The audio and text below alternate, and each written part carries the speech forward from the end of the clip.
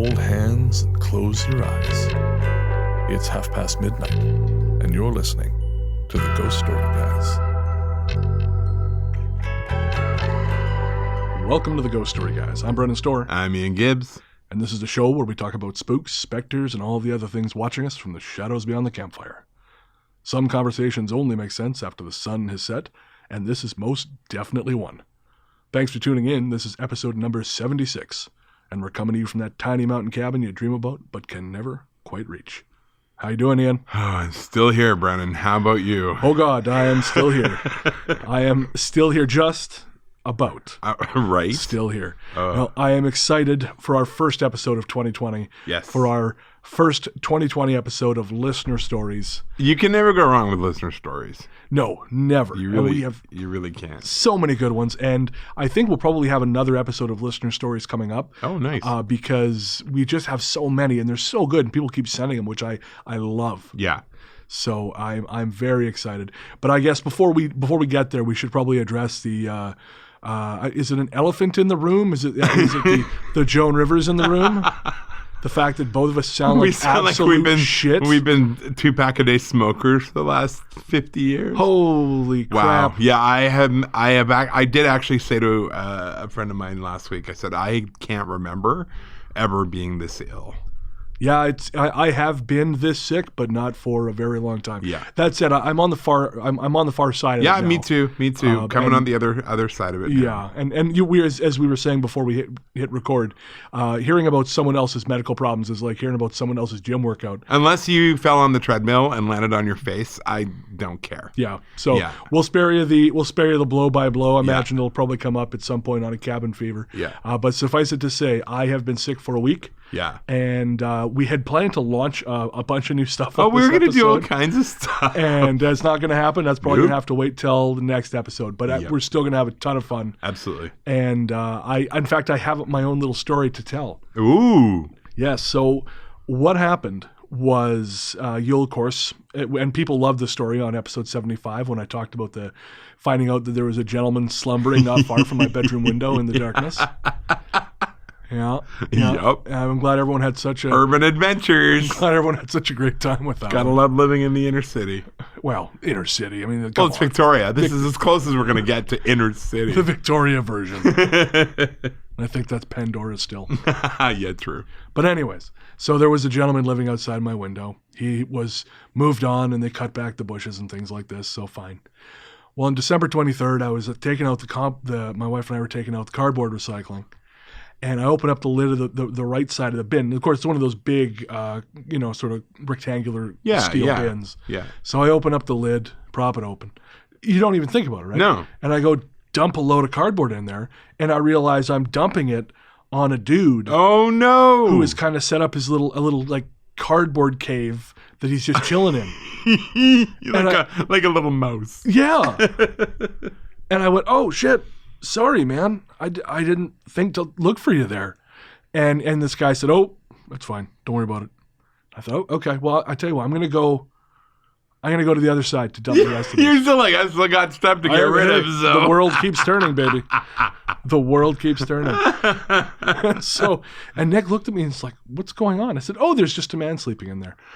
Oh, yes. We're not going to act like this is a problem. No, or in any way unusual. Unusual. No. And really, in our neighborhood, it's not. No, that's true. So, anyways, I finished dumping the cardboard. Really, I think it helped insulate his feet. You're a giver. I mean, truly. That's the way it is. And so, anyways, I said goodbye and I shut him back in. And then, honestly, it was 2 days before Christmas. Yeah. It had been raining quite a bit. So you opened it again and threw in a cup of hot chocolate? It was a coffee, but yeah. Yeah. Splattered everywhere. Briefly, he was warmer. I went and we went and made him a coffee, pulled some sweets out of the cupboard and took it. But of course, I didn't want to attract attention. No. And don't feed them. He'll never leave you alone. He'll be curled up in your broom closet there, and you'll be like, "What? How did you get in here?" Honestly, I think we're actually doing pretty well because he was outside the window. True. Now he's migrated to the back of the building. True. Well, now he has his own building, so that's kind of nice. He's upwardly mobile. Yeah, I like it. He owns more space than I do. He's really stepped up. Jesus Christ. Anyways, Yeah, so I brought him some stuff. He was very, very generous, or not very generous. He was very, very appreciative, and that was pretty much the end of it. But I said to my wife, I said, "Well, I tell you, as soon as someone other than us finds him, he is gone." And well, he's gonna scare somebody. Yeah, do you know what I mean? Like not on purpose, but someone's gonna throw something in there, look in, and get the crap scared of them, and that'll be it. That'll be it. And I that's actually what happened. I heard. Yeah, I was at home the other day, and I heard that. Well, I've been home the last week. Yeah. But I overheard the landlord talking to someone about how she nearly, shall we say, had the big clutcher. Oh no! Of course, it was the landlady. Yeah, when she went to go toss something in there. Oh no! I will say though, I love how she, and I mean, she's right. Sort of, but I love how she frames her having him evicted by the police as a matter of, like, she's doing him a favor.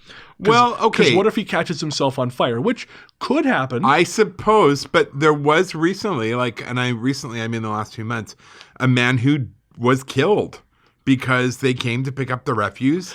Oh. He slept through the pickup. Right. And the truck crushed him. Okay, so well. It is not a safe thing. Yeah. And to be fair, I mean, honestly, if this guy needed a place to go, we do have some pretty great That's true. here. That's true. Like, yeah. I actually am kind of impressed by the way Victoria stepped up around homelessness. So fair.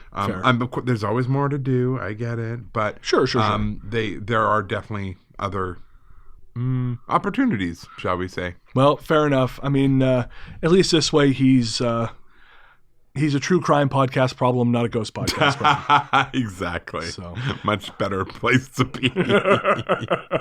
So that was just my very low energy adventures over the last couple weeks. Yeah. I will say one thing that we are going to announce in the show that is new for this year, and I'm really excited about it, is our new musical partnership.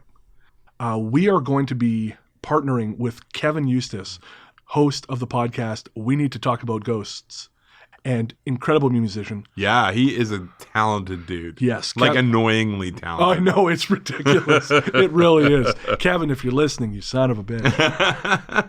Kevin, of course, was a guest of ours on The Lady Vanishes, episode 72, I believe that was. Mm-hmm. And he will be coming back.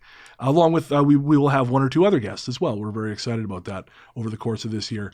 But with Kevin, not only is he going to be joining us maybe every few months or something if we can schedule it, but Kevin is going to be writing interstitial music for us. And we are so excited about that. Yeah, big time. We kind of mentioned it off the cuff to him, it's just because we were sort of advised by a lawyer that we needed to scale back on things like musical guests for various reasons, which is not to say we won't ever do it again. Right. It's just, it's kind of arranging it's kind of a pain in the butt. Yeah. Of course, we have PodSafe Music that we subscribe to, but I just love being part of a community, and I love Kevin's music. Mm-hmm. And so we approached Kevin and we said, hey, man, would you be interested? And he was. And the first piece he's delivered you will hear on this show, it's called Almost Midnight. And it is a brilliant piece of music. And so we may not have new music from Kev on every show upcoming. I don't want to put that kind of pressure on him. Well, he does have a job. Yeah, and another podcast, apparently. But at the same time, we will be having stuff like this from him throughout the year, and we're so excited to bring it to you. So, coming up after the break, our first volume of Listener Stories for 2020.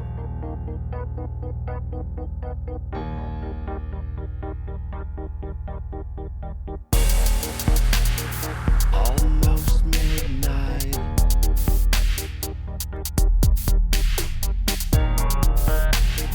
Almost midnight.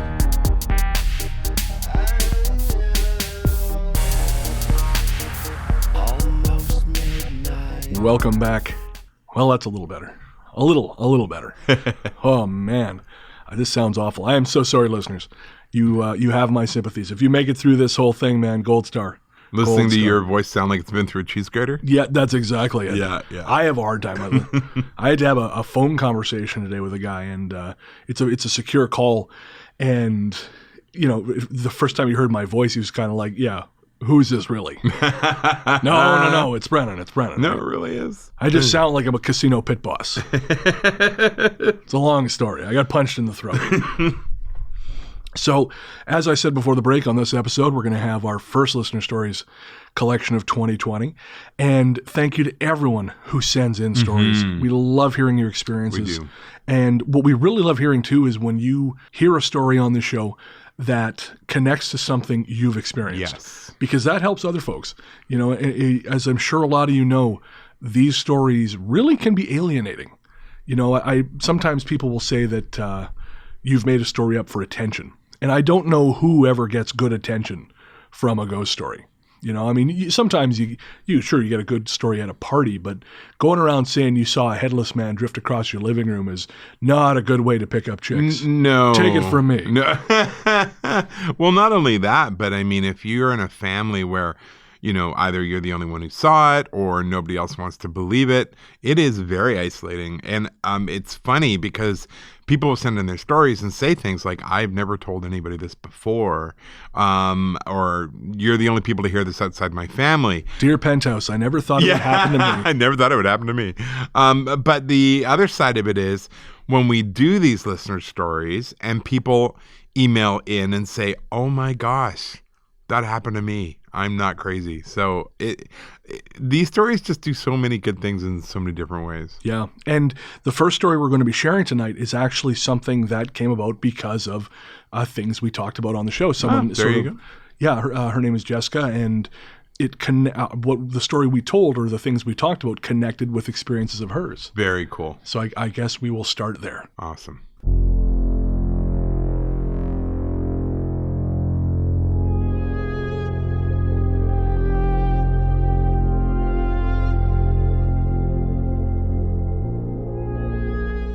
My name's Jessica, and I've been listening to your podcast since Shannon at Into the Fray mentioned you guys. I think it was the Las Vegas Museum episode. I love listening to each and every one of your episodes. 2 things from your podcast have stuck in my mind. One is how you describe certain nights where you either don't want to venture outside, or if you do, you don't want to be out for long, and everything is darker than normal. I have a farm in North Carolina, and I felt that feeling on certain nights. I know that farm well, and have repeatedly gone out into the pastures without a single light or any moonshine to retrieve a horse that is essentially playing hooky from coming in. I've had horses run from or get spooked from a flashlight, so going out in the dark is just easier. Other times, I've stood at the gate and called to them and they come thundering out of the darkness, a wonderful sounding experience. But on some nights, I've left the safety of the barn and hesitated at the edge of the light, afraid and listening for something. What? I have no idea. When I do muster the courage up to walk into the dark, I'm quiet and I'm careful. I make sure the gate doesn't rattle and the chains don't clank. The horses either are already at the fence or they walk up quietly, ears perked up and aware, but not skittish. One, either the lead mare or the lead gelding, often stands looking out into the dark and will not come in until I've gotten everyone else inside, which is very odd, especially when food is promised in the barn or if you know how herd hierarchy usually works. I'll speak quietly to them in hushed tones, not wanting to draw attention to whatever is out there. The horses are exceedingly cooperative on these nights, not pulling at the leads or being difficult with their halters. Once inside, they don't bang their buckets or kick stall walls signifying how much they want their food. They wait quietly. They eat quietly. I personally don't feel safe until I'm back in my car or in my house. Nights like these are always darker, as you said. It almost feels tangible. I feel small, and while not quite hunted, I get the idea that if I draw too much attention to myself, it's my own fault for what may come to investigate. It reminds me of the concept of the wild hunt, because something bigger is definitely out there, going about its own business, and I never want to run into it. The second story relates to the one you mentioned in episode 71, where the ghost girl in white is surprised at being seen. I've had a similar experience. As a preface, I'll state that the house was built by my parents in the 80s, and we were the only occupants until 2014. In the early 2010s, I was in my 20s and living with my mom. She was going through a very nasty divorce, and I did not trust my dad not to do something. At around 3:15 a.m., I was asleep in my bed when I just woke up. It was that semi-abrupt waking when your mind clicks to consciousness at the same time your eyes open. I was on my left-hand side, facing towards my door, and I noticed a softish green light illuminating that side of my room. I didn't think much of it, as my laptop's charge light was green, and I know that I had laid it on the floor by my bed before going to sleep. However, the green light was brighter than usual. Normally, the tiny LED glow barely projected itself past 3 or 4 feet, but this light easily illuminated the far wall. It also illuminated the woman standing at the corner of the bed near my feet. She was tall and fair-skinned, with dark hair neatly piled on her head like a Gibson girl style. Her clothing was equally period, with a full-sleeved blouse and a high-waisted black skirt. She held what appeared to be a metal clipboard in her hands, one of those storage clipboards where you can store papers inside, poised as if taking notes. And the look on her face was one I'd describe as being pleased or satisfied with the progress being observed, her lips slightly upturned. My first thought was, there's a person in my room. Not a ghost, not a spirit, but a person. She was solid. My eyes widened in fear at the thought of someone having gotten into the house. When they made contact and her upturned lips broadened into a smile, her smile seemed to say, "Oh, so you can see me." She then started walking towards me up alongside the bed. At that point I screamed because there was a person in my room that was now coming towards me. I turned my back on this woman, still screaming, because I decided to turn my bedside light, as if that would do anything to stop the intruder, which is on the other side of my bed. I fumbled with the switch, all the while convinced that I was going to feel her grab my shoulder or put a hand over my mouth and try to shut me up. The light goes on. I turn back around, and no one is there. 3 seconds later, my mom opened the door to my room, having woken up after hearing me scream. I explained that there was a woman in my room, and she turned on all the lights in order to search the whole house, while I made sure that this woman hadn't somehow hid under my bed. We found nothing. Now, of course, I could have attributed all this to a waking dream, save for one thing. Once the house was checked, and my heart rate went back to normal, my mom asked me something odd. "Did you close your door before going to bed?" I said no. My mom had opened the door to my room when she heard me scream. I specifically remember her doing that. Literally turned the handle and pushed it open since it had been fully shut. Thinking back on where this woman had stood, there was no blackness of an open doorway behind her, but instead there was the distinct white rectangle of a closed door. And before you ask, no, I would not have mistaken my closet door for the entry door for my room. While they share the same wall, my closet has double doors, and they were firmly shut. Thinking back on the event, I'm not sure if I came up with the thought of, "Oh, so you can see me," or if it was directed to me non-verbally from this woman. But that phrase, thought, whatever, was emphasized, and I think she liked the discovery that I could see her. I haven't seen her since that incident, but I do think of her often. Thank you for sharing that with us, Jessica. That's a fantastic story. Mm-hmm. A couple stories. And it's really nice to hear someone else who's noticed, or rather hear from someone else who's noticed that dark. Well, and not just her, but the horses too.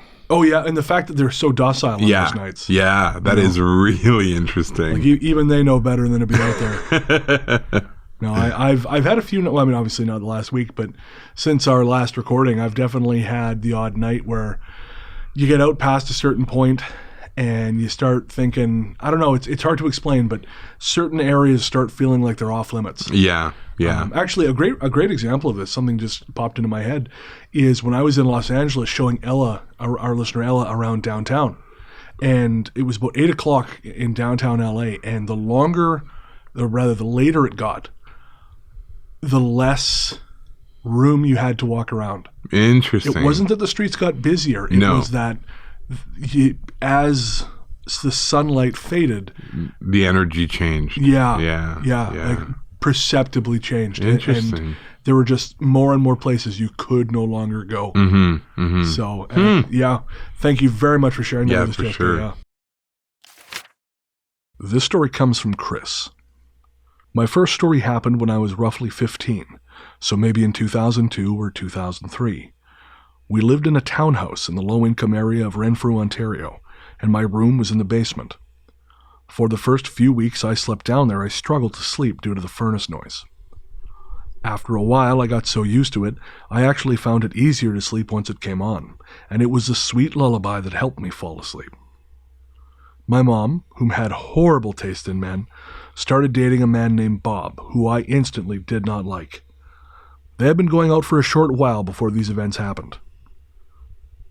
I was sleeping in my basement one night and suddenly awoke because I had to pee. I pulled my blanket down and started to sit up when I glanced in the direction of the basement stairs and saw a figure. Now this room was pitch black all the time at night, so I shouldn't have been able to see anything, but there it was. I felt like it was looking right at me. I also felt like I recognized the figure, which resembled Bob. Size, shape, everything. I spoke, saying, "Bob," in my groggy, sleepy voice. Suddenly it started moving toward me. Not like steps, but just floating for like maybe a second or two. Then, just before it reached me, it disappeared.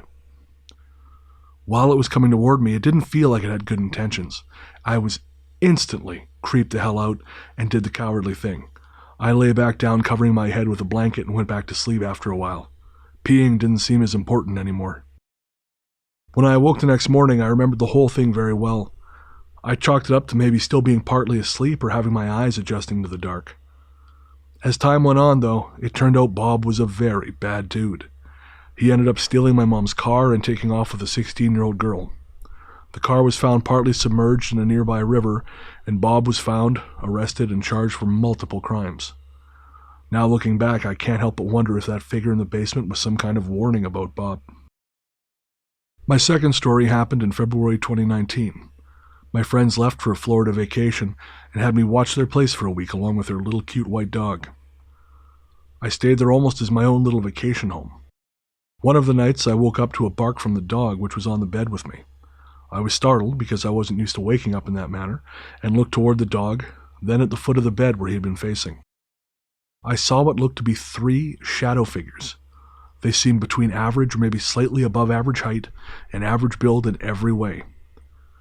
My heart sank and went into overdrive all at the same time, and I literally said, "What the fuck?" out loud.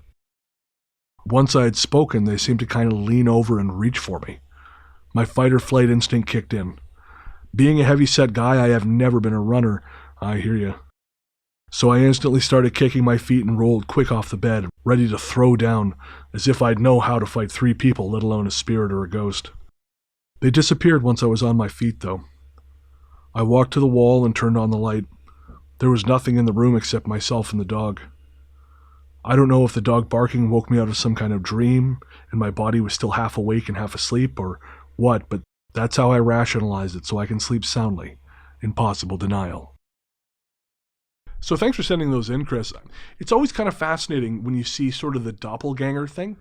Yeah. You know, like in the case of seeing something that looked like Bob. And I don't know what it is, because usually it's bad enough having one son of a bitch. You don't need 2. It'd be like if I had to see your doppelganger running around somewhere. You'd be lucky. I mean, if I could hit him on the first hit, yeah. So yeah, thanks again for sharing those, Chris. Our next story comes to us from George. I'm a critical care RN working the ICU at a hospital in the USA and would like to share some things with you. First, let me say that nurses are a superstitious bunch. Everything from not wanting to work on a full moon to never mentioning the word quiet, to the fact that our 24-bed unit has rooms 1 through 25 because there is no room 13. We've all had our share of unexplainable experiences working in the unit, and here are a few of mine.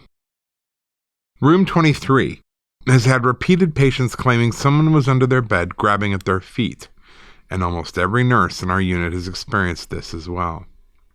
Our tech and I were turning a patient on their side while changing their sheets. The patient started to have some difficulty breathing, and all of a sudden from behind me I heard a loud hissing noise start, causing the tech and I to pause and stare at each other confused for a moment. The oxygen supply on the wall had turned on by itself. Neither of us could have done it.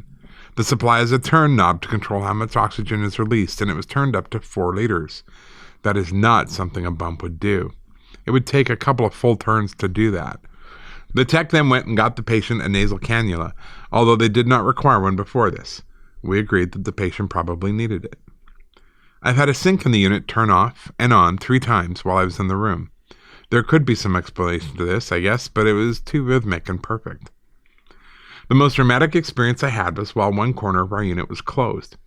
The unit has 4 corners with 6 rooms and a nurse's station in each corner. I was working in an adjacent corner unit during this time and had a nice view from my seat at the nurse's station of the empty unit. While charting, I noticed a man in that unit. He was tall and thin, wearing blue jeans, boots, and a nice button-down shirt. His hair was a yellow-gray, like he'd been smoking longer than I'd been alive, and it was brushed back over his head. He looked like an old truck driver. I immediately assumed he was a lost family member, so I hopped up and approached him to help him direct him on his way. He had a look of surprise on his face as I walked his direction, and he turned and walked past the corner where I couldn't see him. As I got to the corner, I saw him walk into room 12. I was about 30 feet from that room at this point, so I clearly saw him walk in there. But when I got to the room, he was gone. There are back doors to all of our rooms leading to a hallway, so the family can come and go as they please. The back door to the room never opened, and I would have heard it shut if it had. I checked the door anyway, but it was locked, and would have required a key to be opened from either side. I checked the bathroom, and still no one. If that unit had been open, I never would have known that I'd seen a ghost. He was that clear and visible to me. It is by far the most profound paranormal experience I have ever had. And thank you for sharing that experience with us, George. Yeah, hospitals. Huh. Oh, man, They're brutal. They really are. Yeah. And I didn't really understand until our haunted healthcare episode how commonplace they were.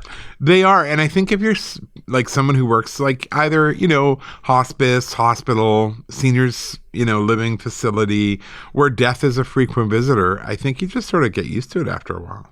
I guess so, which I think is really super cool. I just, again, had no idea. Yeah.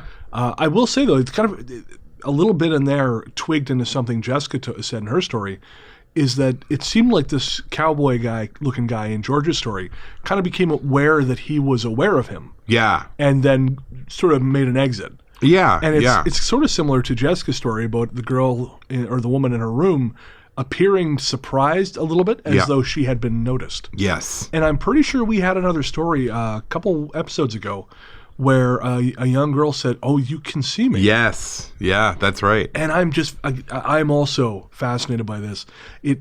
I think I've probably brought this up 1,000 times on the show, but the movie Tomorrowland with George Clooney. Right. It's about this sort of, they set up like a sideways society.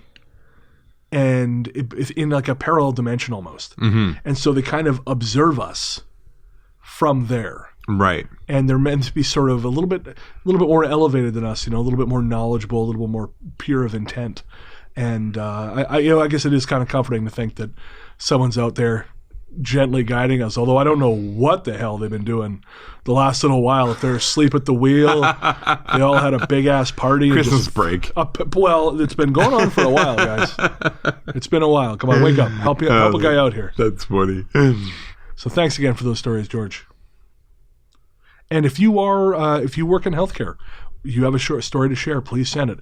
ghoststoryguides@gmail.com. We'd love to hear from you. Mm-hmm. We would love to do another haunted healthcare episode. Yeah, totally. I know we've started, a listener sent in a book recommendation for as a place to start first for another responders, right? Yeah, another first responders episode. So absolutely. Or if you're a first responder, ghoststoryguides@gmail.com. We'd very much love to hear from you. I mean, we'd love to hear from anyone, but Oh, we got one this week from a correctional officer. Of course, and yes. that totally counts. If you're putting your life on the line, 100%. You're in that category. So, it's not just limited to doctors and nurses and ambulance drivers. Yes. This story comes from Tara. When my husband and I first moved to Salt Lake City, we rented a 100-year-old bungalow house. It was quite small with 2 adjoining bedrooms and 1 tiny bathroom upstairs and an unfinished basement. We were told that the family who owned it before our landlord lived in it many, many years and raised multiple generations of children there. The man of the house in particular was very proud of the roses growing out front. The landlord made it clear that this family had strong attachments to the property, and when the latest generation sold the house, they had to promise to care for the roses and keep the house as original as possible. The house had a feeling, as old houses often do. An unexplainable old energy permeated the place. One night, a few months after moving in, I awoke to a man standing in the doorway of my bedroom, just staring at me. He didn't move at all, and while I was scared, I assumed it was my eyes playing tricks on me in the darkness and shadows. I told my husband about it the next morning, and he agreed. Eye tricks. A week later, it happened again. I awoke to a man standing in the doorway. He didn't seem threatening or even too interested in me. Again, he just stood there. A few days after the second encounter, my husband and I were talking to a neighbor who knew the old family. Unsolicited, he told us that the man had died in the house, an apparently painful death from prostate cancer. I asked for the name and went home to Google the man. I found his obituary. It mentioned how he cared for his roses. It also included a photo, and as I zoomed in, I realized I was looking at the man in my bedroom. After that, I decided to let him be and ignore his presence, but I took special care of those roses for as long as we lived in the house, and they bloomed especially big after that. Thank you for sharing that, Tara. Mm-hmm. And I always love stuff like that where you've got the secondary verification. Yeah. You know? Yeah. And unbidden, too. Yeah, that's it. And I'm sure a cynic would say, well, maybe she'd seen the picture before or something. Who cares? This is a bad show for cynics. I love the roses that she stepped up and took care of them, too. That's pretty cool. Yeah, that's pretty great. Yeah. So thank you again. Our next story is from Neil. In the early 2000s, I worked second shift on a naval base as a civilian IT contractor. My job entailed monitoring servers from 3 until 11 p.m. When I arrived at 3 p.m., the office was bustling with activity, but after about 5 in the evening, the building was pretty much empty. 3 days a week, I had a partner in crime, but the other 2 days, I was essentially alone. The building where I worked was built during World War II. It was constructed like a hangar, probably about 300 yards or more. At some point, it had been divided into 3 sections and converted into large cube farms with some offices and server rooms on the perimeter. One server room was small, about 8 feet wide and about 12 feet deep, and had servers on multi-tiered tables around the entire room. One of my end-of-shift duties was to change the web server backup tape, which was on a server in the far left back corner of that room. The server was on the back wall, and while attending to my duties, I was facing the far wall with my back towards the door. I noticed early on that when in that corner of the room, something just did not feel right. I always felt like I was not alone, like someone was always watching. After a few months, I awkwardly broached the subject with my coworker, and she said, "Oh, you noticed it too." I was a little relieved that it was not just me, but still felt kind of creeped out. One night, I was in the aforementioned server room, and the feeling was definitely amped up. I was feeling even more on edge than usual while changing the tape. I really felt like I needed to hurry up and get out of the room. Suddenly, out of the corner of my eye, I saw what looked like legs walking towards me up the aisle. They were wearing the navy white dress uniform. I could clearly see the shoes, pants with creases and stitching. They looked solid to the point where I quickly turned around and expected to see one of the naval officers in the room. Of course, there was nothing there. Needless to say, I finished as soon as possible and got the hell out of there, all while wondering if I'd just seen a ghost. Several years later, on one or another paranormal TV shows I was watching, they described the fear cage effect from having a small enclosed room with a strong EMF circling the entire room. I think this would be an apt description of the conditions for this encounter, so I began to wonder if this was the reason for what I saw that night. There are 2 reasons I'm not totally convinced it was just EMF. First, I only saw an apparition once and never again, despite being in there 5 nights a week. Second, why would I see Navy whites? I was not in the Navy, and the Naval Marine Corps officers I worked with either wore tan uniforms or digi-camo BDUs. I never saw any of them in their whites. I had one other strange thing happen while I worked there, but it did not involve the server room. One summer night, I was outside in the parking lot near the entrance to the building. The buildings were arranged in long rows, and this particular parking lot faced a warehouse-type building with 2 more identical buildings to the left and the right. The parking lots were well lit, and not dark or foreboding in the least. I was stretching my legs out in the parking lot, getting some fresh air and reassurance the apocalypse had not yet taken place, since while in the building you can't really tell if it's night or day, blizzard, raining fire, if the world had come to a sudden end. While walking back and forth across the length of the parking lot, I noticed a light hovering in the air. It was not an orb, but rather looked like a contracted diamond shape. Points elongated on the top and bottom, but short on the sides.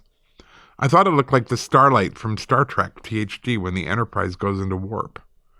The light was about 5 feet tall and maybe 2 feet wide, point to point, and about 7 to 8 feet off the ground. It was moving slowly across the building. Now, normally I would have thought it was some kind of reflection from the streetlight or other light source bouncing off something shiny, but what gave me particular pause was the distinct shadow it cast on the wall behind it as it moved. It moved from left to right on the wall, and then began to move upward until it faded and disappeared. As it moved across the wall, I'm not completely convinced this was paranormal. But if anyone knows what this is, or has an explanation, I would love to hear it. Thank you, Neil. Mm-hmm. And I have no idea what it was. Me neither. I've never heard of that. No, I have heard of diamond shapes in the sky. Okay. Diamond-shaped light phenomenon, but no one has any answers. No. I mean, which I guess shouldn't be a surprise with any of this shit. I think the moment one of us can come out concretely and say, "Oh yeah, no, it was that was the Phenulians out on a probing run." What was interesting to me, the way he felt some nights were more intense than others, and you and I had that same experience when we were recording the old studio. That's true. Where some nights we'd be like, not a good night tonight. And we knew, and we would make great haste. Oh, yeah, absolutely. To leave the building. So I get that. It's very tied in with the some nights are darker than others. Yep. That energy is very in flux and changing, and sometimes far more intense than others. I actually think it's a real gift to be able to differentiate, even if you just know that it is not a good time to be out. Right. I think it's a real gift, because I think when you're out in that, I think that's when bad shit happens. And I don't necessarily just mean spooky stuff. Yeah. Because I think that translates to real world events. Yes. So I think those are the nights where you get jumped. Those are the nights you get beaten up. Those are the nights where you get into a car wreck. Yeah. You know that something's off. Yeah. Yeah, I agree. So I remember when I gave that talk at the high school, I told them that. I said, this isn't, when I say if a night feels like you shouldn't go out, it doesn't mean necessarily that Sasquatch is coming. Right. It means that you could also get the shit beat out of you. Well, and you can pick up on evil intent, right? Like if someone's out looking for someone to do something horrible to, maybe that's what you're picking up. Well, I won't say specifics because it refers to an actual legal case here. But there was a beating death that happened here in Victoria a few years ago. I was out that night. I was in a different part of town, not too far away from where it happened, before it happened. But I saw the person who was convicted of the crime sitting at a table with some other people. And I remember looking at that guy and thinking, he is going to hurt someone tonight. Wow. You could just tell. Yeah. I remember thinking, that kid's a bruiser. Yeah. That kid's going to hurt someone tonight. Yeah. And so when I saw in the news a couple days later that someone had been beaten and had died from their injuries, I wasn't surprised. Well, we've had, there's been a few murder cases where the victim has said to somebody else, "Oh, I'm supposed to go meet this person and I don't feel right about it, but..." Oh, yeah. Right? It's always the but. Yep. So for God's sake, people, just pay attention to your instincts. Just listen. This story comes from Paul. The first encounter was with a shadow figure during my early teen years. The first time I saw this figure was out hunting one fall up near what used to be the Blackfoot tribal land, where it was rumored was some of their holy sites. I knew of some medicine wheels, rock stickmen figures, and other leftover relics from when they once ruled the land, which I never bothered, touched, and relatively stayed away from to avoid any disturbances. On this specific fall day, I was walking in the woods where my dad and I have hunted for years. I saw a figure run over a hill, and thinking it was an elk, I followed, ignoring the chill at my neck, as this seemed to be the excitement of an approaching elk. As I got closer to where I saw the animal, I realized there were no signs of tracks or further sight of it, so I walked along the ridge to keep searching. After about another hour or so of walking, I saw it again run behind a thicket of jack pines, and so I went in after to find no animals, but an old First Nations burial site. This site was complete with a wooden platform in a tree with beaded decorations, feathers, and other bones and trinkets hanging off it. The platform was empty, but upon seeing it, I booked it off the ridge, down to my truck, and left. I went back the following week with more courage to find this site again, and could not. It was as though I had walked through a wormhole, saw a glimpse of the past the previous week, and left. After this, about 1 month later, on my way to school early in the morning sunlight, I saw the same shadow figure next to the road, This time I could clearly see it was human-shaped, completely grayish-black, wearing a hood and robes.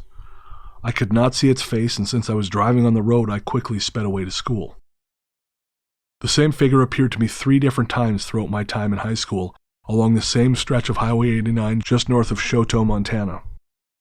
This was a spot on the road with nothing but grain fields for 10 miles in any direction, and no person should have been walking there, as there were no houses near this area either. During one other time, I saw the same figure along Highway 2 east of Shelby, Montana, during which instance I could make out what looked like a Native American man walking with the hood down alongside the road at 1 a.m. It was in an area of the road/state which no person should have been walking at this time of night. I did a double take, saw it in my mirror, and never looked back. This was the last time I saw that figure and have never since. I've never hunted that area of the mountains by my house, nor have I visited it since. Better to respect the dead than to have them continuing to haunt me. This is Paul's second story. When I was a senior in high school, I would be driving home after late practice as our school had one gym, and we had to split practice between 3 sports and 3 times a day, which meant driving home a lot around 11 p.m. I never minded this, as the road was empty and I could cruise home peacefully, at least until after a few weeks of practice, when I started seeing a blinking light low on the horizon in my rear view. It was there if I turned my head and saw it as well.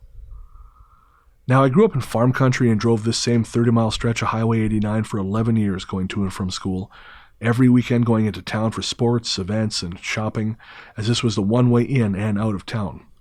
I had become very aware of all the lights, trees, rocks, turns, twists on this road, so that I could literally, and I believe I had a few times, driven it in my sleep. This light was in a space where no man-made structure should have been, and knowing this, it was just enough to get my anxiety up, but did not think anything of it as it was just a blinking light. I became more aware of the curious nature when the light went from being behind me to traveling on the right side of my car. This section of road is 11 miles arrow straight and flat for 40 miles on either side. This light stayed a small distance away but paced me evenly as I drove along at 70 miles an hour. I got to the curves at the end of this section of road, and the light moved back behind me, always seeming to be the same distance from my car regardless of position. I got home and, a bit anxious, put it out of my mind just as my being tired and seeing sprinkler pivot lights or distant headlights or something. But this explanation didn't hold up when the light kept visiting me over the next 5 months, 2 to 3 times a week when I would be driving home after late practice. Finally, I had to get some help, so I asked my best friend to go for a drive with me after practice one night. All I said was I wanted him to see something. Like clockwork, as I approached the 11-mile straight stretch of Highway 89, the light showed up and did its usual dance, which completely freaked my friend out, and he became very animated. After about another month of this happening to me, I finally stopped my car along the road, upon which point the light stopped. Thankful, I drove off and the light appeared and would disappear as I stopped and drove again several times, scared and furious. Finally, I got out of my car and began screaming at the light to leave me alone, quit following me, and that I was tired of this. I had chills go up through my whole body as a wave of energy hit me after I had finished yelling. I heard scurrying footsteps run off into the wheat field, and the light was gone. I continued on my drive, thankful it was done. After that, I saw the light 2 more times and then never again since. I still go back and try to drive that section of road around 11 to 11:30 p.m. to see if it is back, and nothing has appeared. Whatever it was seemed to have some form of consciousness, as it could move and stop with me, and then went away. And one last thing, Paul shared a third story about a family member coming back to check on him. Right. But we are going to hold that because we're trying to do a whole episode on that topic. Oh, we're going to do another passing over kind of thing? Yeah, more like not quite a passing over, I guess a passing over, but it doesn't necessarily have to be about the moment they passed. Oh, okay. Just a moment where they came back and offered some guidance or in some way reached out after they had passed. Nice. Yeah, so thanks for sharing those with us, Paul. And the light thing, it's fascinating to me because at first, I'll be honest, and Paul, please don't take this the wrong way, I actually thought it was maybe just a reflection from the car. Right. You know, because it stopped every time he stopped and things like this. But the footsteps running into the bush, that does unnerve me. Yes, and it's funny because I've heard a few stories, especially on the prairies, of lights Oh, really? Yeah, ghost lights are pretty common, especially in Saskatchewan and places like that. I don't know why those are more common. I guess because you can see them easier. Makes sense. But the scurrying footsteps, Yeah, right? not cool. No, Mr. Tumnus buggering off into the undergrowth.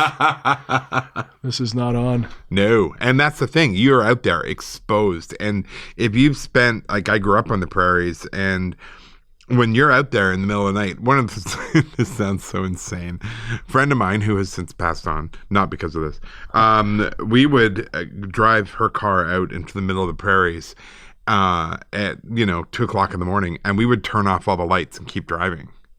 Oh, you guys, I think, was it Rolling Ghost? Is that what they call it? I don't even know what we were doing, but we would turn off all the lights. We would put the windows down, and we would just drive in complete darkness. And it was bright enough you could see the road. Sure. But you certainly felt very, very small. I bet. In the grand scheme of things. So, I don't know. Lights in the prairies. There's just something going on there. That's fascinating. Yeah. And just briefly before we move on the subject of these shadows, I just wanted, again, to mention, I think it's cool that Paul found something like what he did and left it the hell alone. Yes. And I know some more people need to do that. Yes. Do you want haunting? Yeah. That's how you get haunted. You find shit out in the woods, you leave it out there. Yeah, true. Like, this is how you get trouble. Well, I know of a story of a brick factory, and the guy took a brick and then was tormented. His family was tormented until his little brother finally confessed what he'd done, because it was actually his little brother who'd stolen the brick. Right. And they took it back, and then whatever it was left them alone. That's the Sydney Brickworks, right? Yes, that's it. That's exactly it. Exactly. Yeah, no, don't. Just don't. It's like when you, when you're on a historic site or something. Actually, Uluru in Australia is apparently infamous for that. If you take a rock, apparently it is extremely bad luck. Oh, no. And I guess it is not uncommon for the Park Service, or whatever the Australian equivalent of that is, to receive stones back in the mail. Yeah. Oh, wow. Like, sorry, guys, I was stupid and I took this, and now, I'm suffering. Oh, wow. And I'm sure it could, again, maybe it's unconnected. Yeah. But don't do it. No. It's just bad. It's just a bad leave it idea. alone. It's not yours. Leave it alone. And also, my heart goes out to everyone in Australia. I know we have a lot of listeners there. Breaks my heart. And it's unspeakably bad. I'm not even going to try and put any other kind of descriptor on it than that. But just guys, we're out there. We know you're out there, and we just wish you the best, and we hope you're okay. 100%. And, Jesus, it's a bad scene, and I hope that it is a problem we can try to address soon. Yeah, for sure. Because Jesus Christ. No country should go through that. No continent should go through that. No, not at all. Our next story is from Savannah. My name's Savannah. I'm a 20-year-old student in Bellingham, Washington, and heard about your podcast on campus, probably because of close proximity to Vancouver. I have many ghost stories from throughout my life, possibly too many to include in this email. I'm from Spokane, Washington, somewhere the two of you have both mentioned on the podcast. It's a town with an interesting energy, with many secrets and creepy vibes. The supernatural has always interested me, probably due to my experiences with sleep paralysis at a young age. My father has told me a story in which a ghost, or my suspicion sleep paralysis, ripped my sleeping infant body off of his chest while pushing on his sternum, making him unable to breathe after falling asleep in the basement of the first home him and my mom owned together. He has no idea what it could be, but it's something he's told me over and over again and is uncomfortable with. My parents split up, and I've had experiences at all of their houses, which makes me fear that possibly this woman or other spirits are following me. The period with the most activities when I lived in a ranch-style home with my dad, his wife, her son, and my brother. The house had a finished basement, and the setup of the house was incredibly long. The kitchen and upstairs, as well as the basement, were all incredibly elongated. The basement hallway always had a horrible feeling to it for me. If you stood at the opposite end of the corridor and looked down the hallway, it was so dark you couldn't see the end if none of the lights were on. To make all of my stories short, my father and I shared a hallway upstairs, which meant when we would hear peculiar noises in the night, we would both end up peeking our heads out and meeting each other in the hallway in concern and confusion. We woke up to all of the numerous cupboards and cabinets and drawers in the kitchen flung open, and random objects pulled out and placed on the counters and the floor. I shared a room with windows facing the backyard in which I would wake up to noises sounding like a small child or an animal trapped under the cover of the pool, in which I would jolt awake in fear one of my brothers were drowning or one of our dogs. I'd enter the back porch and see the pool completely sealed and still, with no sign of movement. We had a few break-ins one winter, one of which I was home for, so my dad ended up setting up multiple cameras all over the house and put a nanny cam in my stepbrother's room.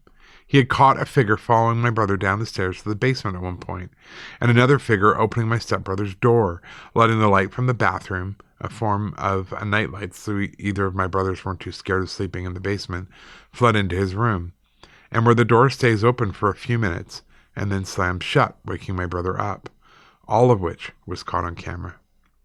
My brother told me on multiple occasions that he would wake up to a woman in the far corner of his room, opening the door, looking at him, and slowly opening the door and leaving his room backwards, maintaining eye contact until she would slink into the hallway and stare at him through the crack she would leave in the door for him. He would wake up the next morning and his door would be shut tight. I would wake up to knocks and tapping on my mirror closet doors, as well as the occasional taps on the end of my bed. One night I woke up to my bed violently knocked into the wall, rolling backwards and forwards uncontrollably. The owner's husband had died in my room, which terrified me, but I never saw him. I sensed him, I think, but he was never scary. He just made me uncomfortable. I would run to and from my room through the rest of the house. I never felt safe. My dad doesn't remember a lot of the torment I encountered, but we talk about it to this day. There was also a back room, a billiard room connected to our basement living room. This room gave me a horrible feeling and also led to the dreaded hallway. I have other stories about this house if you're interested, but I fear my submission is already too long. I hope you enjoy these shortened stories. I have so many more. We sure enjoyed them, Savannah, so thank you very much. And yeah, if you have more, feel free to send them in. Absolutely. No stories are too long. No, and it's funny she says that Spokane is a haunted place because this explains a lot. I am so hooked into Spokane. Really? Yeah, I have driven through there. I've been through there a handful of times in my life. And I remember every time, as soon as I'm on the freeway going through and I start to see, because I think some of the buildings are kind of a brownish brick. Right. I just feel immediately like I want to stay and look. Oh. And I remember a couple years ago when we went, or I guess 8 years ago now, when we went to the Harvest Combine Demolition Derby. We stayed in not far from Spokane. But we drove around afterwards, and I just wanted to stay and look and take pictures, and I only ever get that when a place has got mojo, so I guess that makes sense. It's funny you say that, because I went to Spokane for the first time ever this year. First time, really? Or 2019 was my first time, yeah. Wow. And I was blown away by it. There's so much history there. Yeah. It's a really pretty town, and there is something about it that I agree with you. There's some kind of weird energy about it. I don't know if it's the topography or the buildings or what, but there is absolutely something about that place. I think some powerful energy runs through there, and perhaps some of the ghosts are hanging around because they can tap into that energy. I don't know what it is, but yeah, I get it. I mean, that does seem to be what Savannah's experiencing in that house. 100%, yeah. Because, yeah, those are chilling stories. Thank you again for sharing them. This next story comes from Andrew T. My name is Andrew, and I'm from El Paso, Texas. This story takes place a few years back when I was a security guard for an auction lot. I worked 4 p.m. to 12 a.m. 4 days of the week, and 12 p.m. to 8 a.m. on my 5th day.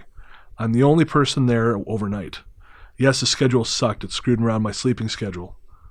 At this lot, we get cars from repos to rentals or trade-ins at dealerships, a few that were nasty with maggots. I've seen it, and it's bad. We had cars that were involved in suicides or shootings that are riddled with bullet holes, and some had been involved in fatal accidents with people's hair still embedded in the windshield. It's rare, but I've had a few come in during my time being there. On one of my overnight shifts, I was doing my rounds and happened to be in one of the lots across the street from the main lot when I spotted, about halfway down a line of 20 cars, a Mini Cooper running. So I did the usual thing you do, which is you open the door, you turn the car off, and you leave the keys in the console. Well, just as I had done that, the headlights of the car behind me turned on. So I jumped and looked at the car. There was no one in it. And it made sense there wouldn't be, because to get into the lot, there's a large fence you have to move, and I would have heard someone move it. So I slowly approached the car, and I saw that the keys were in the ignition, but only turned on enough to engage the battery, not the engine. The really weird thing is that in order to turn on those lights, you have to pull a knob. So that was it for me. I said, fuck that shit, and that was it for my patrol for the night. Ever since then, I don't do my patrols on that lot overnight, and when I do go on patrol, I use a company truck and speed through it so I can get back to my security shed. Can't say I blame you. The second thing I had happen was during my 4-day week. I worked until midnight, the business was closed, and I was the only one there after 7 p.m. Well, there was a light in the attic of the auction garage that would turn on all by itself. Now, to get to that attic, you need a key to get into a storage room with stairs leading up to a door that has a metal mesh door that needs a different key, and then a third key for a main door. Now, I have keys for every door on the property except the 2 keys you need to get into the attic. I asked one of my managers if they had keys for it, and they said no, it's been locked since they've been renting there. That was unsettling to me. Now, here's the kicker. In the garage bay, if you look up against the wall on the side where the attic stairs are, you can see a hole where the light shines through. And I worried that one day I'm going to see something pass by. Well, one night while on patrol, I got the feeling of being watched, and my fear came true. Very quickly, something passed by the hole that was no more than 1 foot wide. I stopped, turned around, headed back to my shed, and I did not leave for 4 hours. I stayed until the end of my shift when the next guard came, and when he asked how my night was, I said, good, and I headed home, and I didn't mention anything to any of the night shift guys. But I'm pretty sure they figured out something was off, because we went through a few guys in only 2 months. Now, that light wasn't always on, but every time it was on, I would get the most uncomfortable feeling when I saw it, and I just turned around and headed the opposite way, never looking back. Thank you for sharing those with us, Andrew. I would not want to be a security guard in that place. And it's funny, I can absolutely picture what he's talking about.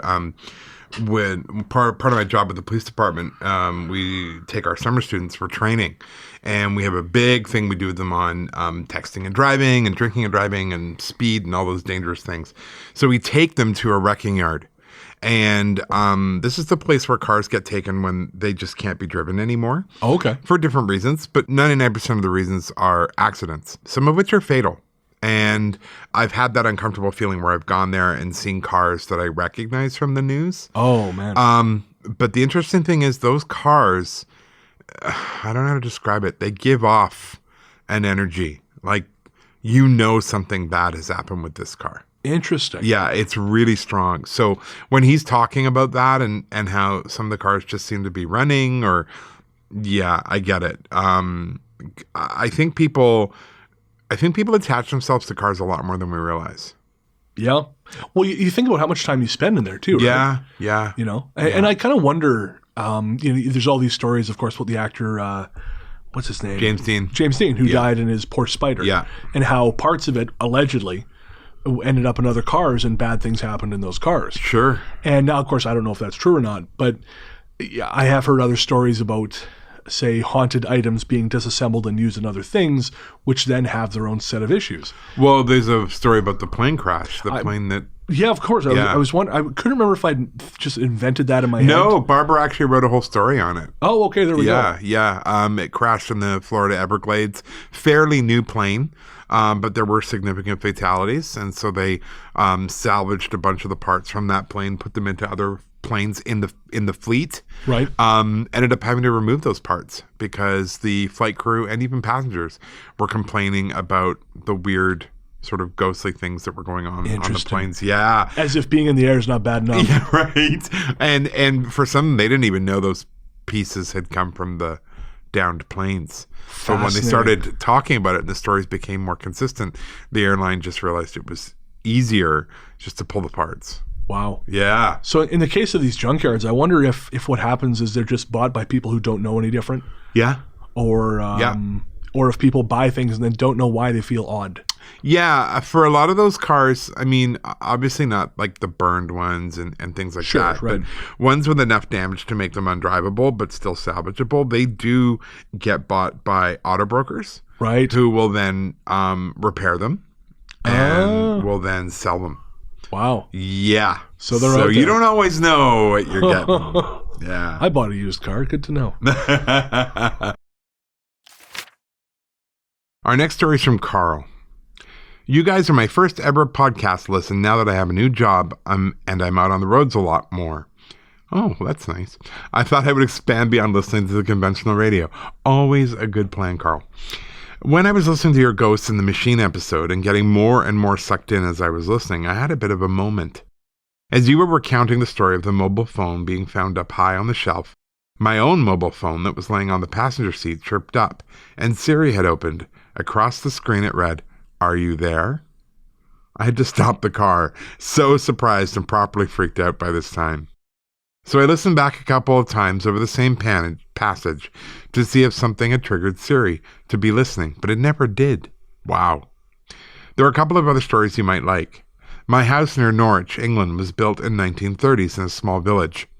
My son's bedroom has always been a little, quote-unquote, noisier than the others for some reason. There's been 2 notable events, both when he was less than 4 years old. Late one evening, he woke and called me. As I entered the room, he told me very quietly that he is finding it hard to sleep. When I asked why, he whispered, "It's because all the doors keep going open, shut, open, shut, open, shut." It was a very spooky moment. At a similar time, we had friends coming around one evening around 8 p.m. When they came into our house, unprompted, our friend Lizzie said, "Wow, your son's having a late night. I thought he would be in bed." She'd seen a small boy up at the window and exchanged a wave with him while walking up the drive. I'd put him into bed at 7 p.m., and when I went to double check, he was still fast asleep and zoned out, wrapped up in blankets. Scary stuff.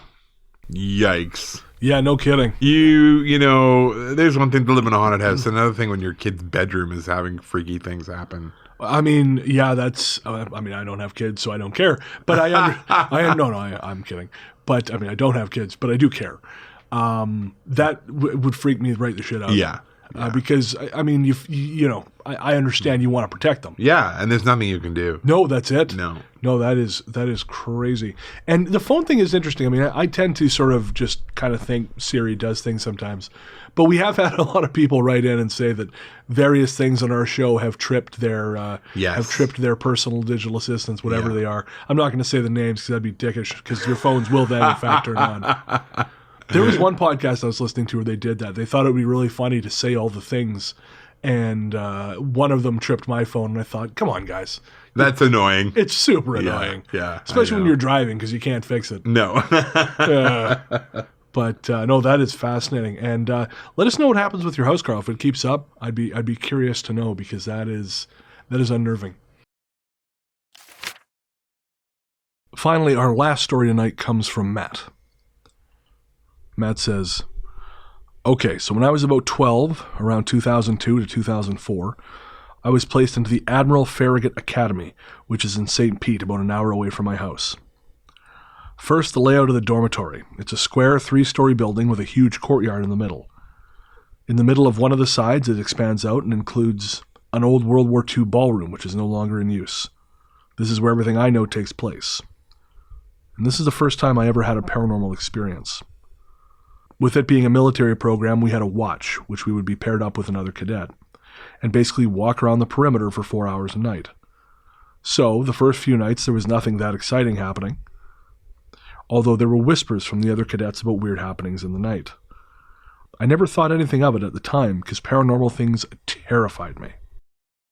The first night I was on watch, I was sitting at our desk, and my partner was doing rounds.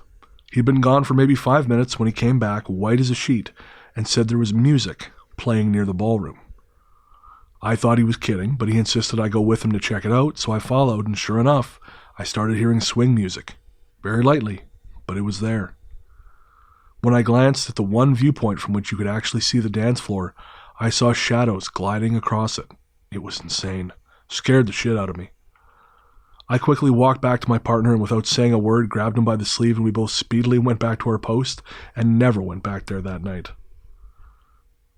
Now move forward to our next night. I was on watch again at a different time. I was minding my own business when all of a sudden one of the cadets started screaming. I went running down to the room, and when I crossed the threshold, it was so cold I thought I'd walked into a freezer. When I asked the kid that was screaming what happened, he had no idea, except he'd suddenly woken up screaming and freezing. It was still freezing the next day.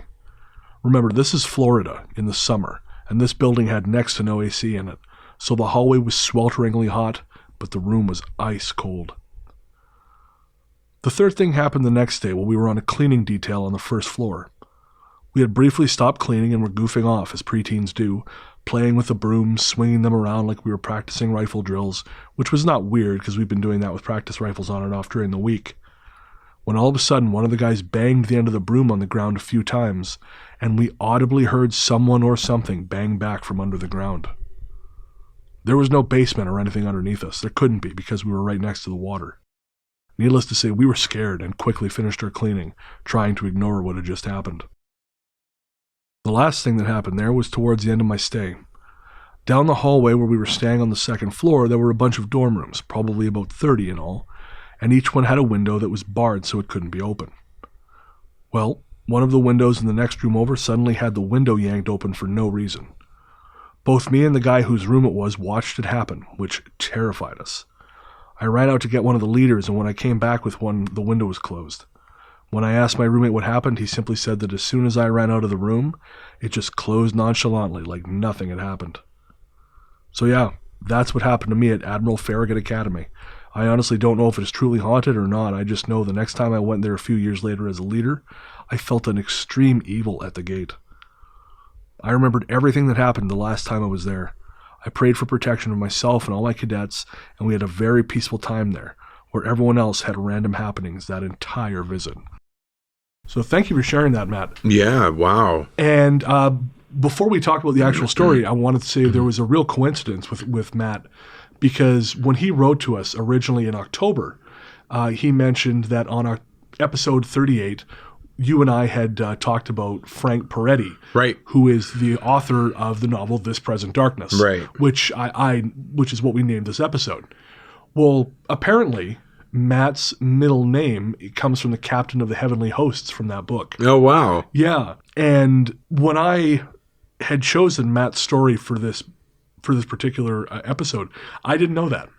So I had named the episode This Present Darkness because of Jessica's email. Right. And then just as I was finishing up the script and adding Matt's story, I saw his email about This Present Darkness and realized the coincidence. That is so weird. It's just a very, very random thing. Yeah, that's cool. It is. So thank you for sharing that with us, Matt. And the whole something pounding back from the ground, that shit bothers me. Yeah, never cool. Man, that is No. some scary Tommy Knocker stuff. Yeah, no, I don't want anything knocking back anywhere. And I would be really interested to know about persistent haunting on military bases. I know we've heard some, but the reason I say this is because I'm so curious about the power of repeated ritual. And if there's any more ritualistic place outside of an actual religion, it would be the military. Yeah, very true. You know, because everything, and when I say ritual, I'm not referring to something satanic. No. so we're clear. No. Yeah. You know, I understand this is not. I'm not questioning the military or No.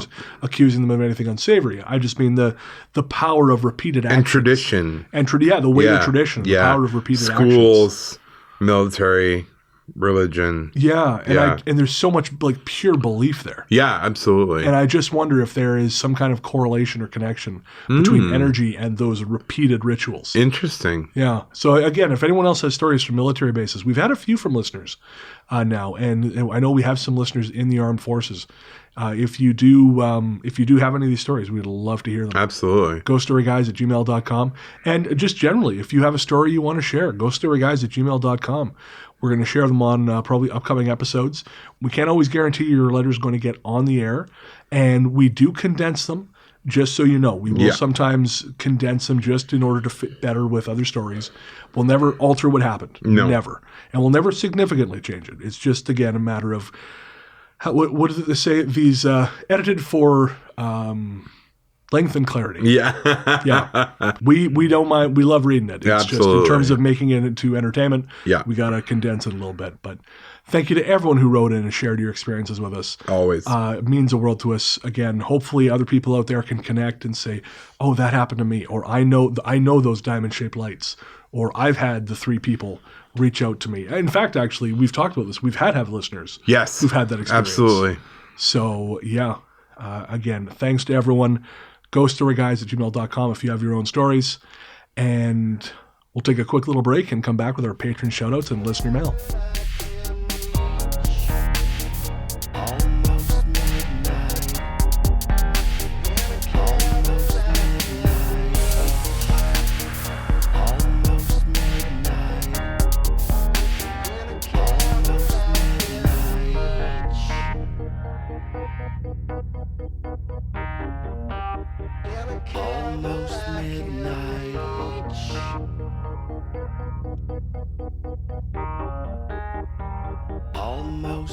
midnight. Welcome back. Thanks, as always, to the rest of the team, Anthony Germaine, Luke Greensmith, and Sarah Kent for their help on this and every episode. Those guys have been invaluable, and they continue to be so. So thank you all very much. First up, we have our patron shoutouts. Of course, we'd like to thank all our patrons, but we would especially like to thank our most recent patrons. They are Leslie Devlin, Jenna Blackwelder, Alma Flores, Grace Rooney, Lindsay Fisher, Billy Joe House, Aaron Clegg, Aaron and Jerry, Colin Gately, Jane Leake, Elizabeth Lang, Rebecca Cloutier, Aaron Lawrence, Christine JLW, Leslie. and Jules Norcross. Thank you so much, everyone. Absolutely. Yeah, it just means the world. Especially, we lost a lot of people over Christmas. Which makes sense. Oh, yeah, we expected that happens every year, and it happens, man. Your credit card gets maxed out. You can't, no. Mine did too, so don't worry about it. But thank you to everyone who contributes. It means the world to us, past and present, whether you've been able to contribute and then now can't. That's totally cool, or don't want to. That's fine too. We appreciated the support when we had it. It just helps us. Well, right now it's helping me pay my bills because I'm still waiting to start my other position. It's true. But it just, yeah, it means a lot. Thank you so much. If you want to join the team, head on over to patreon.com/GhostStoryGuys. That's patreon.com/GhostStoryGuys. We have tiers at the $1, $5, $10, $20, and $50 levels. Gets you access to everything from exclusive stickers designed by Canadian artist Wanda Fraser to our monthly Cabin Fever episodes where Ian talk about all the stuff we've been doing that just doesn't fit into the main show anymore. Food we've been eating, movies we've been watching, just kind of a extra 45-minute to an hour-long hangout session that, the public doesn't get. You also get access to the monthly Lukelore show, which is Luke's deep dive into a folklore topic of his choosing. And you get access to our monthly live shows, which, again, just an opportunity for us to interact with you. It's a live video stream. I don't know why you'd want to look at us, but you can. You can ask us questions. Ask us questions. Again. Like, why do you do this? Why do you look like that? Why don't you just stop and die already? All right. Well, Ian needs a nap. Yes. And there's so much, much more. Head on over to patreon.com/GhostStoryGuys to find out. Next up, we have listener mail. Our courteous and efficient staff is on call 24 hours a day to serve all your supernatural elimination needs. We're ready to believe you. Thank you to everyone who reaches out. We love hearing your stories, your comments, your questions, your gentle criticisms. The only kind you can take. That's so true. So true. Otherwise, I end up at your house with a knife in my teeth. Snarling and biting. Yeah, that's true. It's a temper problem. I'm not medicated. I probably should be. Yeah, and shots for distemper. So this time around, we'd like to thank everyone who reached out, and they are Shadrach, Allison, Alexandra, Arwen, Mythica, Devin, Chris, Ariel, Abraham, Mark, Kesley, Selena, Rin, Bob, Mara, Joe, Anna, Jennifer, Jane, Bree, Deborah, Caitlin, Andrew, Elizabeth, Melissa, Catherine, Teresa, and Cheeky, who also sent a follow-up Instagram message apologizing for the length of her email, which you totally don't have to do. No, you really don't. We love long messages. Yeah. We are here for it. Reading is what do we do. We're not good at much in this world, but we're good at that. So thank you so much for reaching out, guys. Again, if you want to get a hold of us, ghoststoryguys@gmail.com is a way to do it for your stories, comments, questions, and gentle criticisms. You can also find us on Instagram at instagram.com/theghoststoryguys. Sarah runs our Twitter account at twitter.com/ghoststoryguys. Make sure to follow us over there and say hello to her. We're on Facebook at facebook.com/ghoststoryguys. And I believe, would you like to push your personal Instagram again? Sure, it's super easy to find. Oh, what is it? Ghost Story Guy. Oh, that was hard. And I'm also at Largely the Truth. And because you're truthful and large? Yeah, no, it's because I largely tell the truth. Oh, like it. Classy. So yeah, we're pretty easy to find, but if you do have a story, please send it to theghoststoryguys@gmail.com. But again, thanks everyone for getting in touch, and we look forward to hearing from everyone else. And we were going to announce a couple new things on the show, but my voice is beat to shit, so and it started that way. Yeah. So we're going to wait till the next episode to do that. Good call. But it's just a couple of fun little things that we're going to be working on for the new year. And well, some of them aren't even ready yet because I lost a week of prep to this goddamn flu. Exactly. So yeah, We will save the big stuff for next episode.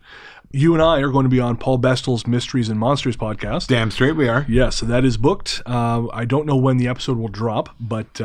we don't care about that. We just care about getting booked to do it. Yeah, and we have to be nice now because Paul is actually on the UK radio. Oh. So we can't... I say we. It's me. It's mostly you, let's I'm the be problem. honest. You are the problem. Yeah, I can't go around willy-nilly. You've always been the problem. 0% surprised. Yeah, no more willy-nilly dropping F-bombs for me on Paul's show. It's funny because I listened to the first time we did it, and legitimately, I'm the only one swearing, and I'm just throwing them off left and right, like I'm Andrew Dice Clay. Like a chef in a Denny's kitchen. Oh, it's terrible. But yes, that is it for upcoming events for now, but next episode we'll have some cool shit to talk about. Excellent. Huge thank you to our new composer, Kevin J. Eustace, host of the podcast We Need to Talk About Ghosts, and incredibly talented musician. Make sure to check out Kevin on SoundCloud, Spotify, wherever you stream your music. He's on iTunes. Pick up 1 or 2 of his records. He's a very, very talented singer-songwriter. And as you can tell if you know Kevin's his albums, any of his stuff, or if you listen to his show, you know the music he typically plays is nothing like what he made for us this time, which shows his incredible versatility. Yeah. And so I look forward to seeing what else he comes up with. I hope he sticks with us because, damn, that's exciting. You can find a link to his profiles via the show notes for this episode. If you want to pick up some Ghost Story Guys merch, head on over to ghoststoryguys.redbubble.com. There you can pick up pretty much whatever your evil heart desires. We have so many designs, some by Vancouver Island artist Wanda Fraser, some by LA artist Bob Vasquez, and then our classic logo designs as well. Some gorgeous stuff. And if you do buy anything from our store, make sure to forward us your receipt and I'll send you a couple stickers as a thank you. Also, if you want to pick up signed copies of our books, head on over to our Big Cartel store at ghoststoryguys.bigcartel.com. And they're actually a pretty good deal if you're down in the States because we charge Canadian prices in that store. So you save about 30% on the exchange. And the shipping isn't that much more. Again, that's ghoststoryguys.bigcartel.com if you want to pick up some books. We also sell postcards and pins through there as well. Don't forget to rate and review us on iTunes. It helps get eyes on the show, and we love just seeing what you have to say, even if it's not all flattering, which sometimes it's not. We do like knowing what the temperature is out there, and we appreciate it. Our theme song, Radio Into the Darkness We Go, is composed and performed by Peter of Podzontommusic. You can find him online at soundcloud.com/therealpodzontommusic. Our stories theme, The Future Belongs to Them Now, is composed and performed by Hexagram. You can find more from them at hexagram.bandcamp.com. That's hexagram with 2 X's, not 3. Or on Spotify and everywhere else you stream your music. And I encourage you to check them out. Hexagram's a great band. All other music and sound effects on this episode are provided courtesy of Epidemic Sound. If you're looking for pod-safe music and sound effects for your next project, head on over to epidemicsound.com and check them out. I guess that's going to do it. Yeah, I think so. We'll be back in 2 weeks with another show and hopefully less shredded voices. Oh, please. Well, you actually sound pretty good. Well, I'm holding back a cop, trust me. Oh, fair. Okay. Yeah. So, we will be back then, and until then, into the darkness we go.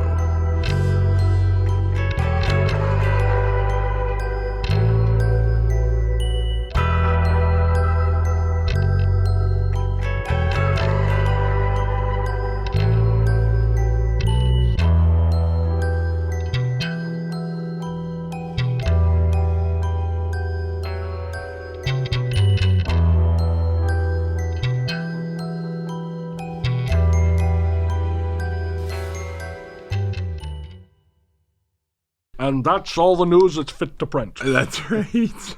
This man, his own dad. Oh my God. Psychologically damaging and potentially litigious. Yep. Too. Oh, jeez. Oh, it was just Ian breaking into my house again to steal my underwear. As you do. You got to stop doing that. That's how you got sick. Yeah, probably. One of the saddest days of my life was I took my gigantic CD collection into the music store to see what I could get for it. Mm-hmm. Yeah, they only wanted to buy 2 of the CDs, and I think I got $10. I'm surprised you got that. It was heartbreaking. And go. I can't. Oh, fuck. Oh, he's such a diva. Have to be able to read this. If you want my Stop it. No one does. And fuck you. No, that's my point.